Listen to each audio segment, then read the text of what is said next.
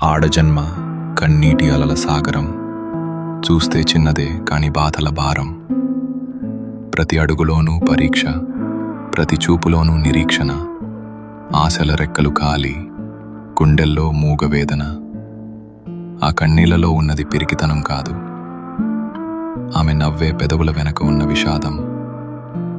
లోపల ఎన్ని గాయాలైనా బయట పడనీయదు, గతం ఎన్ని చీకట్లను తెచ్చినా తలెత్తుకు బతుకుతుంది. తన కన్నీరు అణువణువున ఒక కథ.